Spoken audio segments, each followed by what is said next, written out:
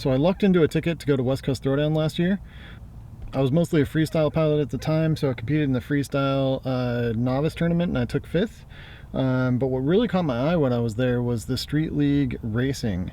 I've never actually done any races before. I got to do some whoop races there.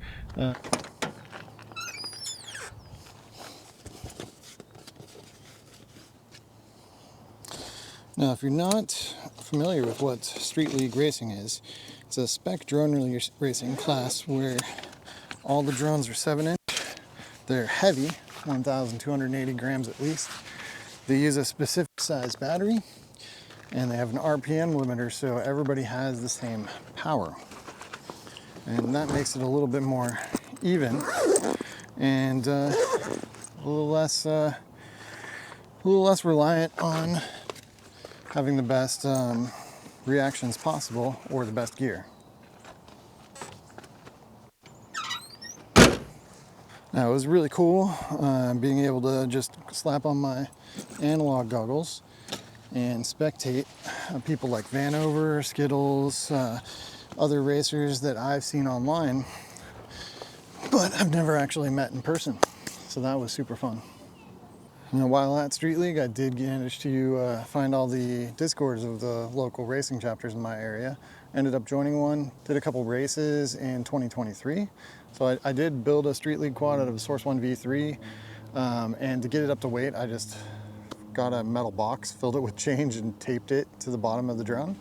It worked. I didn't actually lose all my change in the middle of the racetrack, which was my first worry. One of the guys in that racing chapter did actually have prints for that same drone. So I put those on and did my second race. I did do novice 5-inch class, and in that I did just run a freestyle frame that I had and just bumped the up tilt up to 45 degrees and used that. Wasn't the greatest, but I was only like 1 second off of the average person in the pro class, so they kicked me out of novice after 2 races. And then we had our winter break.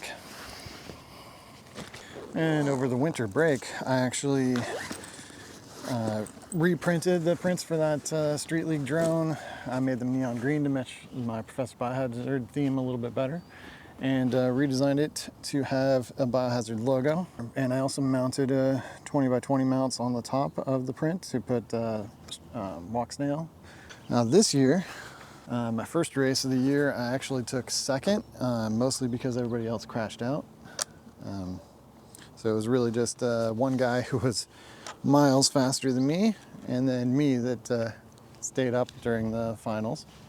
The second race, the guy who's normally there and wins was off in Colorado doing Underground Whoop League, and so I ended up winning that one.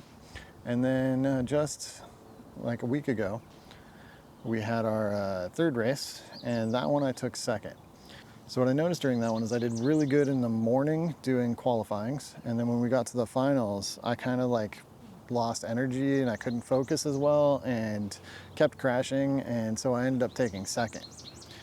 And this year, West Coast Throwdown is going to be in the end of June, so we have a few weeks until then. So what I'm trying to do is just put in some time and actually try to get better at racing. Okay, so I actually made myself a little plan. So this is going to be week 1, just anytime it's sunny, because it's currently spring here in Portland, and the weather's kind of unreliable. It's fly whenever sunny, do race gal track 6, which I actually just did that one last night.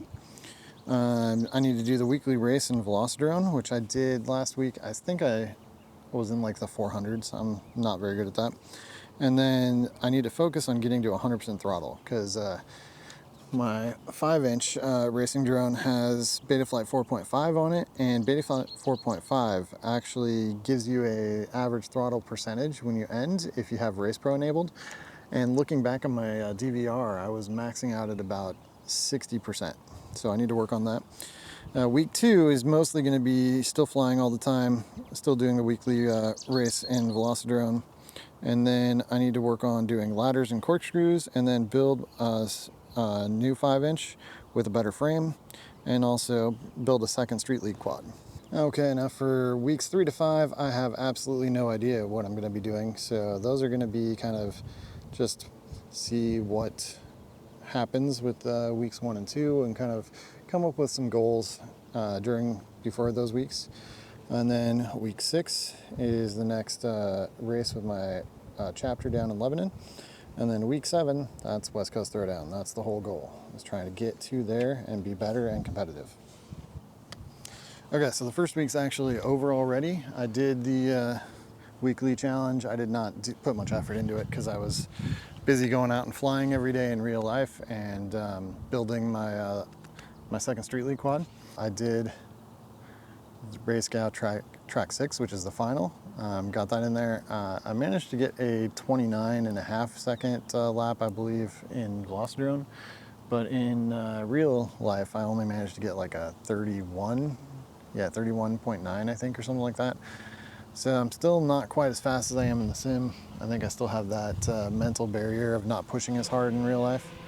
I did some freestyle under a bridge, which was scary. I did crash and land in some blackberry bushes, and that was fun. Flew around some parks with my tiny whoops. Nothing really crazy, but and then I've gone out pretty much every day and flown either this one or this one to get some practice in. And I am still really trying to get more comfortable doing full throttle.